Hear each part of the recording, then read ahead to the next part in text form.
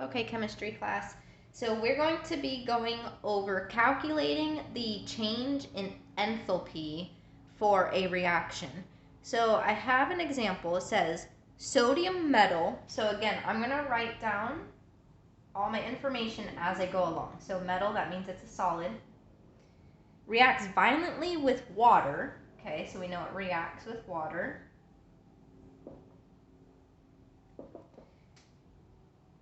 To produce aqueous sodium hydroxide.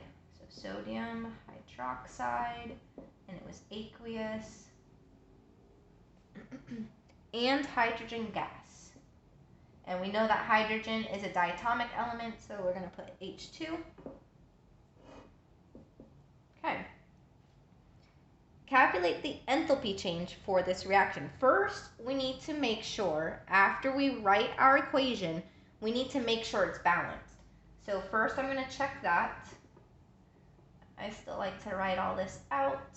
I know some people can do it without doing this, but okay, so we've got 1 sodium, 2 hydrogen, 1 oxygen. And on our product side, I've got 1 sodium, 3 hydrogen, and 1 oxygen. Okay, so I need to match my hydrogens.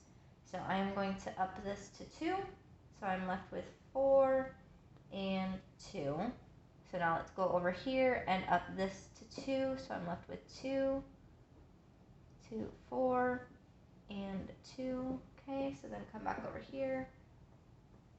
Okay, there we go. Now we're balanced, okay? So I'm going to erase this now. We don't need that anymore. You would leave, if you use that to show your work on quizzes and tests, you would leave that. But just for sake of space, I'm going to erase it for now.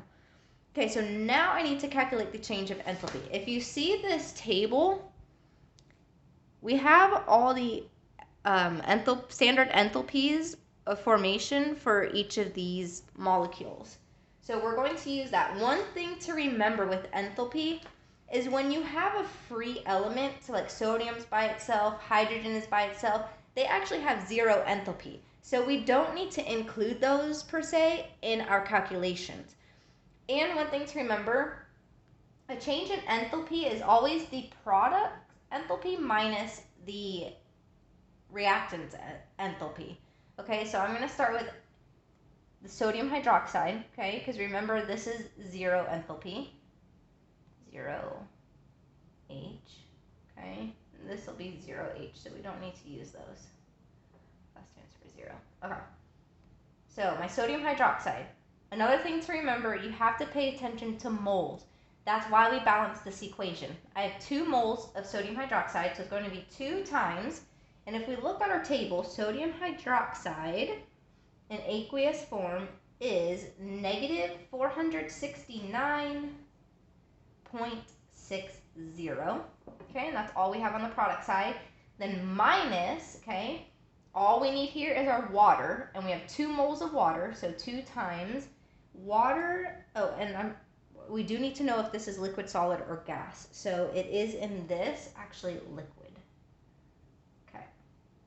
So liquid water is negative 285.8. Okay, so now we're just going to do the math. So we've got 469.6 times 2. Okay, so it's negative 939.2 minus 285.8 times 2. A negative, so it's going to become positive, 571.6.